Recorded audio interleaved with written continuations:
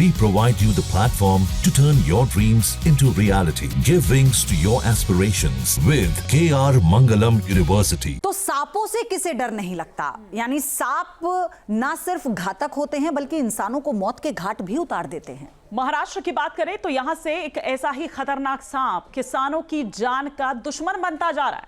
हर साल चुपचाप हजारों जिंदगियां निगल रहा है। सांप, जिसका नाम सुनते ही रोंगटे खड़े हो जाते हैं,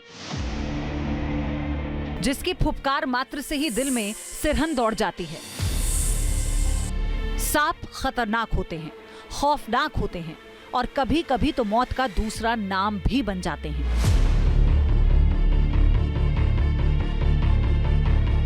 प्रकृति का वो रहस्यमय जीव जिसकी चमकती आंखें, फुर्तीली चाल और जहरीले दांत इंसानों को सदियों से डराते रहे हैं।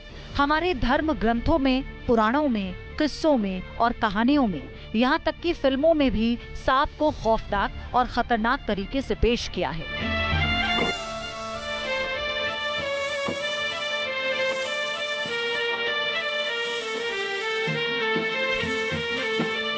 इस धरती पर सांपों की करीब 3000 से ज्यादा प्रजातियां पाई जाती हैं। अकेले भारत में ही 300 से ज्यादा प्रजातियां हैं, लेकिन इनमें से सिर्फ कुछ ही सांप हैं जो वाकई जहरीले हैं। मसलन कोबरा, करैत, रसेल वाइपर और सॉ-स्किल्ड वाइपर। इन सांपों को ही भारत का बिग 4 कहा जाता है, जो सबसे ज्यादा इंसानी मौतों के लिए जिम्मेदार हैं। इनमें से रसेल वाइपर वो सांप है जो सबसे खतरनाक सांपों में शुमार है, जिसके काटने का मतलब इंसान पानी भी नहीं मांग पाता।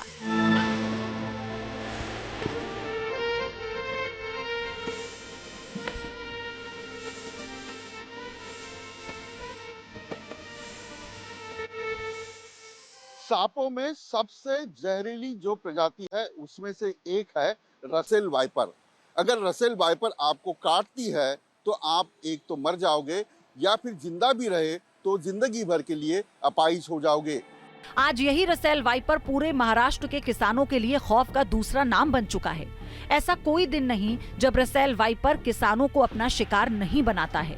प्रदेश के अलग अलग अस्पतालों में रसेल वाइपर के शिकार बन चुके मरीजों की लाइन लग जाती है। महाराष्ट्र में पिछले 3 सालों में 1,26,000 लोगों को सांप ने काटा, जिनमें से 664 लोगों की मौत हुई। साल 2022 से 23 में 38,937 लोग सर्पदंश के शिकार बने, जिनमें से 236 लोगों की मौत हो गई। साल 2023 से 24 में 48,711 लोगों को सांप ने काटा, जिनमें से 126 लोगों की मौत हुई। साल 2024 से 25 में 38,491 लोग सर्पदंश का शिकार बने। इनमें से 282 लोगों की मौत हो चुकी है।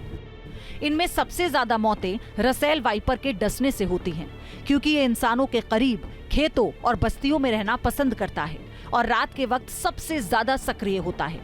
खेतों में काम करते मजदूर, महिलाएं, बच्चे सब इनके शिकार बनते हैं। ये बिना आवाज किए झाड़ियों में छिपा रहता है और जब पैर इसके पास पड़ता है तब ये वार करता है, बिना चूके। खेत में जब वो मिट्टी के साथ काम करने जाते हैं तो अचानक से उनका इंटरेक्शन हो जाता है स्नेक के साथ, सांप के साथ, और उनको टाइम नहीं मिलता है खुद को बचाने के लिए बहुत बार। इसलिए हम उनको बताते हैं कि आप जब खेत में काम करने के लिए जाते हो या अंधेरे में बाहर निकलते हो तो आप गम बूट्स पहन के बाहर निकलना, और जब कहीं सरपण में हाथ डालते हैं या कहीं रात में कहीं काने कोने में आपको कुछ काम करना होता है तो लंबी काठी रखना, लकड़ी रखना, और पहले उसको हिला के मार के उसके बाद में ही वहाँ हाथ डालना। महाराष्ट्र के सांगली और कोल्हापुर के पश्चिमी घाट इलाके में रसेल वाइपर की संख्या तेजी से बढ़ रही है।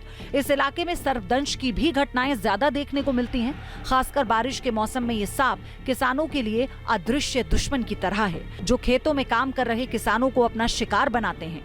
हमने इसकी भी पड़ताल की और सर्पदंश की शिकार 2 अलग अलग महिलाओं से बात की और ये जानने की कोशिश की कि सांप के साथ उनकी मुठभेड़ कैसे हुई। हम खेत में काम कर रहे थे, रख रहे थे कपास, तो अचानक से आ गया, किधर से पता नहीं लगा वो, तो उसने ऐसा काट लिया और मैंने देखे उसको पैर झटकी और गिर गया। जब देखे मैंने उसको बांधे, फिर थोड़ा सा उसको थोड़ा पिन से ये करे और इधर लेके आया गई फिर गंगापुर में। जानवर को चारा डालने से पहले किसने काटा ये पता नहीं चला। फिर काटने के बाद मैं बेहोश हो गई, अंधेरा छा गया और मैं नीचे गिर गई। फिर थोड़ी देर के बाद पता चला तो घर वाले को बुलाया।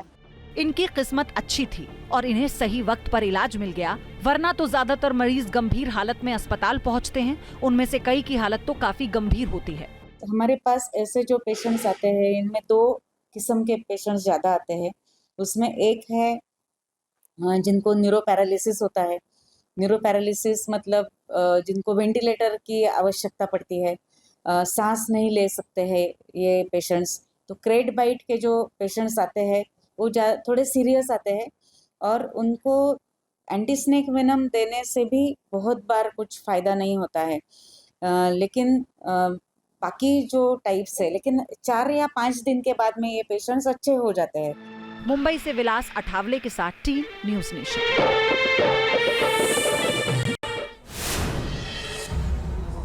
दुनिया के सबसे खतरनाक सांपों में शुमार रसेल वाइपर भारत के गांव-गांव में फैला ये जहरीला शिकारी, जिसे हिंदी में दबोया या फिर घोस कहा जाता है। बिल्कुल, और एक भारी भरकम भूरे रंग का सांप जिसका जहर इंसानों की मौत की दहलीज पर खड़ा कर देता है।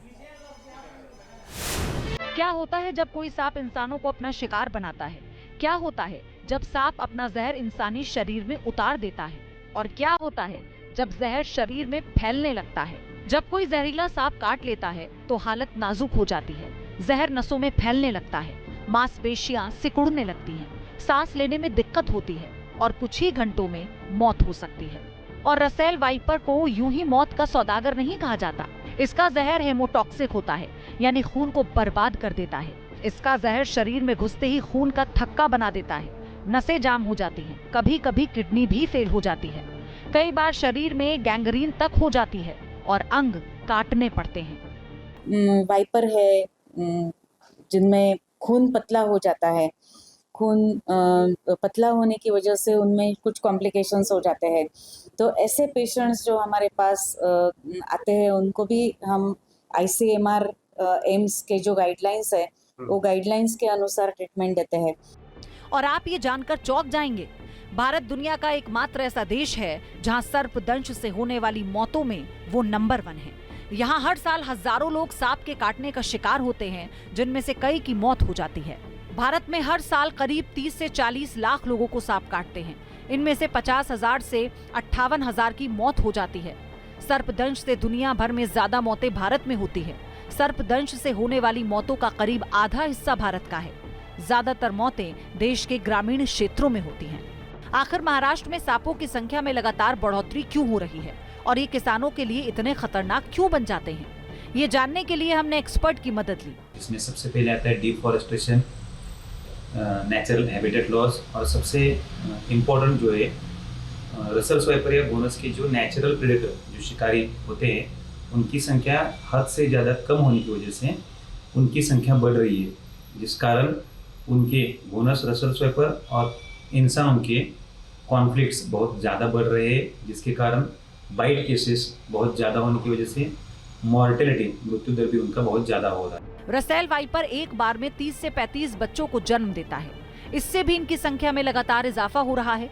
बारिश के दिनों में इनके छिपने की जगह खत्म होते ही बाहर निकल पड़ते हैं। फिर ऐसे में इनकी मुठभेड़ खेत में काम कर रहे किसानों से होती है। जनवरी से लेके मई तक ये 10 से 30 महीने के ऐसे रुग्ण रहते हैं।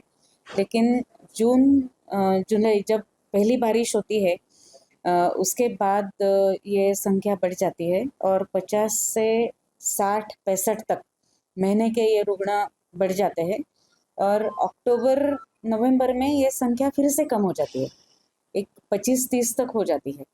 तो जो बारिश के जो दिन है, बारिश के दिनों में सर्पदंश के रुग्ण की संख्या बढ़ जाती है।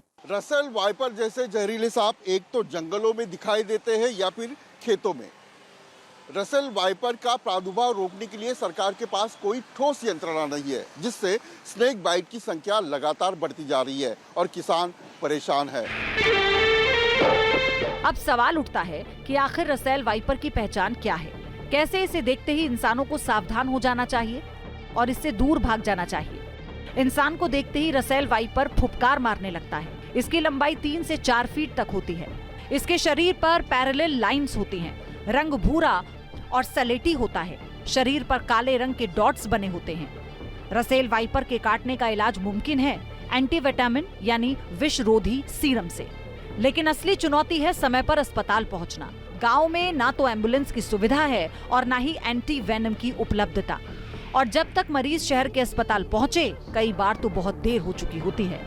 रसेल वाइपर एक खामोश हत्यारा जरूर है, लेकिन अगर समय पर ही कदम सही उठा लिए जाएं, तो इससे होने वाली हर मौत को रोका जा सकता है। सही वक्त पर इलाज और जानकारी से मौत को हराया जा सकता है। सांप से डरना जरूरी है, लेकिन सावधानी उससे भी ज्यादा जरूरी। मुंबई से विलास अठावले के साथ टीम न्यूज़ नेशन।